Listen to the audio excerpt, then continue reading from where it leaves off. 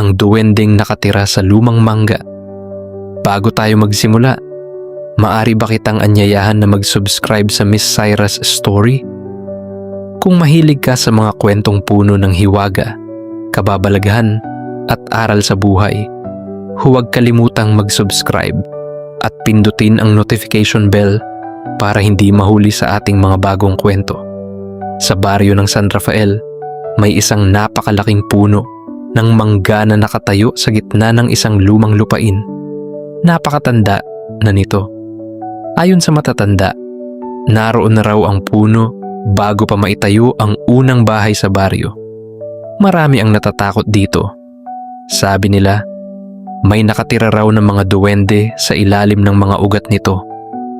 Tuwing gabi, may nakikitang maliliit na ilaw na lumilibot sa paligid ng puno. May mga nakakarinig din ng mahinang tawanan kapag kabilugan ng buwan. Ngunit para kay Ben, isa lamang itong lumang kwento. Si Ben ay isang binatang magsasaka na naiwan ang responsibilidad sa kanyang pamilya matapos magkasakit ang kanyang ama. Mahirap ang kanilang buhay. Minsan ay wala silang makain kundi kamote at asin. Dahil dito, napag-isipan ni Ben na putulin ang lumang puno ng mangga upang maibenta ang kahoy nito. Malaki ang kikitain natin dito, sabi niya sa kanyang ina. Ngunit agad siyang pinigilan nito. Anak, huwag mong galawin ang punong iyon. May dahilan kung bakit nirerespeto ito ng mga tao. Ngunit hindi nakinig si Ben. Kinabukasan, dala ang kanyang palakol, nagtungo siya sa puno. Sa unang hampas niya sa puno, biglang nabali ang hawakan ng kanyang palakol. Nagulat siya, ngunit ipinagpatuloy pa rin niya.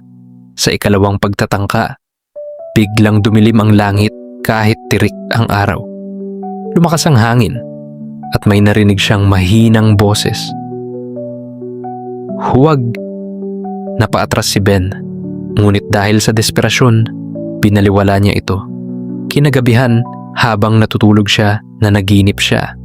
Sa kanyang panaginip, nakita niya ang isang maliit na matandang duwende na may puting balbas at berdeng sombrero.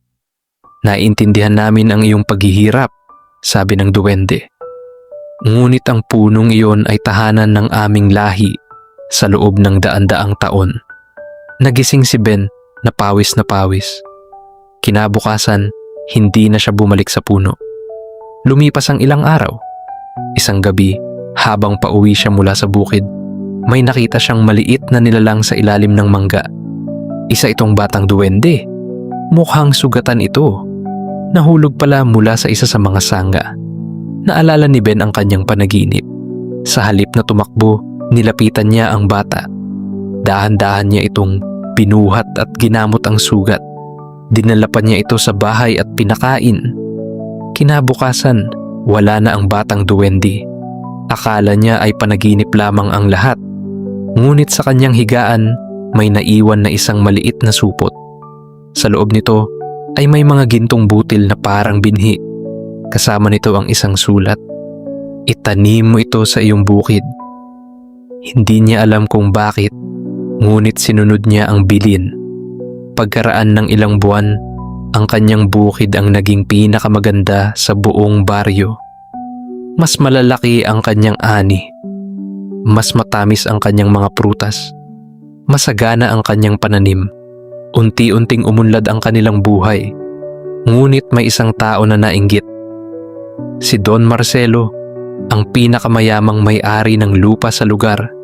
Nang malaman niya ang tungkol sa mahiwagang binhi, pinaputol niya ang ilan sa mga ugat ng lumang mangga upang hanapin ang kayamanan ng mga duwende.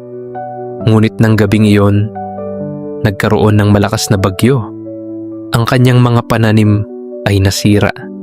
Ang kanyang mga baka ay nagkasakit at ang kanyang bagong bodega ay gumuho. Doon niya napagtanto na may mga bagay na hindi dapat inaangkin. Samantala, si Ben ay nagpatuloy sa pagtulong sa mga tao sa baryo. Hindi siya naging mayabang. Nagbigay siya ng trabaho sa mga nangangailangan at tumulong sa mga kapwa magsasaka. Isang gabi ng kabilugan ng buwan, muling nagpakita ang matandang duwende. Ang tunay na kayamanan, sabi nito, ay hindi ginto, kundi ang pusong marunong tumanaw ng utang na loob at gumalang. Pagkatapos ay naglaho ito sa liwanag ng buwan, at mula noon, walang sino man sa baryo ang nagtangkang saktan ang lumang puno ng mangga dahil alam nilang sa ilalim nito may mga nilalang na nagbabantay hindi lamang ng kayamanan, kundi ng mga taong may mabuting puso. Aral ng kwento: ang taong marunong gumalang sa kalikasan at tumulong sa kapwa ay mas pinagpapala kaysa sa taong sakim at mapang-abuso.